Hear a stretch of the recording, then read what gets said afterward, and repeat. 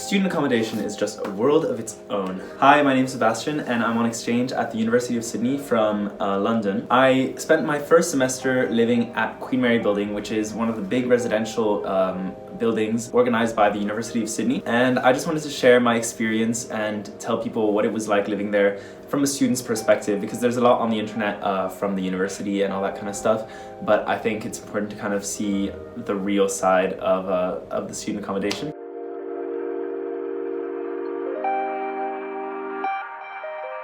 So in terms of facilities, you get allocated a room. Generally the rooms are quite big, are quite spacious. They all come equipped with a fridge, a bed, wardrobe, a desk, and all that kind of essential stuff. To be fair, I quite liked my room. It gets quite cozy and it's fun to kind of decorate it the way you want to. If you're on one of the top floors, although you get a nice view, the downside to that is that your room gets really, really hot. And so there are fans in every room though to help with that. And generally I think it's not too bad. Each floor as well comes equipped with a study room, which is actually kind of like a little kitchenette. There's a table and just a sink in case you want to do your dishes from breakfast or anything like that. There's actually two on each floor. We have like a green side and an orange side.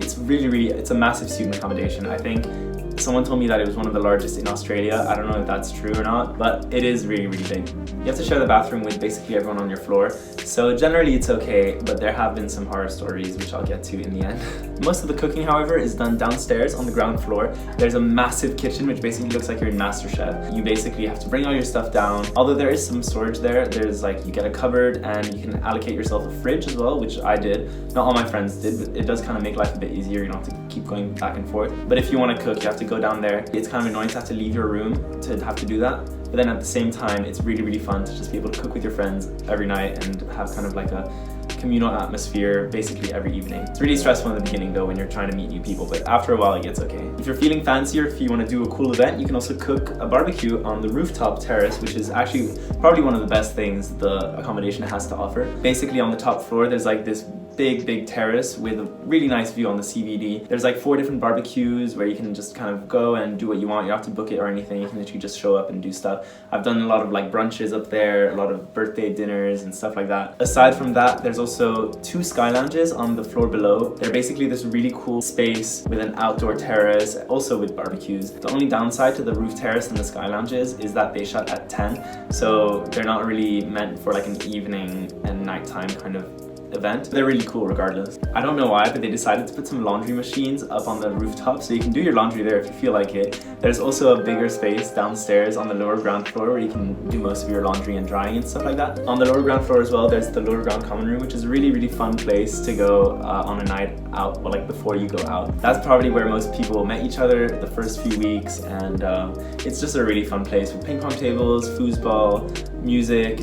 It's really nice. I actually met someone recently who lived at QMB the semester before I did, and the first thing she said to me was like, "Oh, is LG still the place to go on like a Friday and Saturday night?" I was like, "Yeah, I went there last night." And then right next to the lower ground common room, which is usually super loud, I don't know why they did this. They decided to make a space which is like the silent study space, which is basically like a library. It's a really useful place to go during exam season if you don't want to trek all the way to the library and have to come back, or if you just want to go down for a few hours and watch a lecture or something like that. And then aside from that, there's also a small gym which is useful for like rainy days if you want to go on the treadmill or just like lift some weights. We also have a music room with pianos and a drum set if you're interested in that. And there's also a screening room or theater which you can book for events or you can just use if no one's using it. So that's sort of what the building looks like and what's on offer. In general, I'd say that the facilities are actually really good. The main highlight I would say though is the social life. I think it's a great way to meet people, and I'm really happy that I did it on my first semester abroad because it made it really easy to meet people and make friends and explore Sydney and do really fun things. I think it definitely would have been a lot harder if we didn't have the communal spaces like lower ground or the kitchen. I think that's how all friendships kind of formed,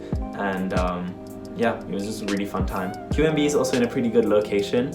I mean, it is located in between 2 massive parking lots, but aside from that, it's close to Newtown and it's close to the university. Newtown is a really cool area in Sydney with tons of little cafes and places to go out, nice parks and stuff. I would highly recommend, and it's just really nice that it's so conveniently located right next to the building. And just from like a logistical perspective, living in a student accommodation means that you don't really have to take care of bills, water, electricity, and you don't really have to deal with landlords, which can be a big benefit. That leads me on to some other negative aspects of living at Queen Mary Building. First of all, compared to a flat share or compared to other accommodation in London, for example, it is a little bit more expensive. I think student housing, in the sense that you get a flat with, you know, your friends and live together for a year, that's not really a thing in Sydney. I think a lot of students from Australia live at home, and I think a lot of students that don't live at home are in flat shares where they just rent a room within an apartment, but not actually the whole apartment themselves. So I guess the price is high just because there's not that much available. And it's especially annoying given the fact that sometimes the facilities don't really work or aren't that, you know, well maintained. Sometimes like the ovens don't work, or the stoves don't work,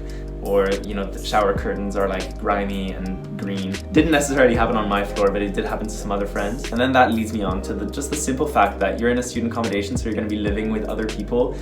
And trust me, I've definitely had my share of horror stories happen to me. One time, I woke up to the smell of pee on my corridor, and I saw a message from one of my friends on our kind of like corridor group chat. And basically, someone had pissed in a plastic bag that they got from the nearby supermarket, and they basically put it in the bin in the common area on our floor, and it just stank up the whole floor, and it was so gross. That can literally only happen in a student flat. I don't understand how someone could do that. At that point though, I wasn't even surprised. I was like, oh well, this is, you know, this is the norm. But I don't want to scare anyone. Usually it's not that bad. Other things that happened during my time here included a beehive growing on the side of the building, which had to basically be removed. And there was also a really aggressive magpie which lived in front of the building, which tried to like swoop down on people and hurt them. Generally, I mean, like, generally it's okay. And to be fair, the cleaners are really good at QMB and they do their job really, really well. And honestly, I don't know how they put up with all the stuff that goes down in this building. So overall, I'd say just do some research, but Queen Mary building is definitely a really nice place to live.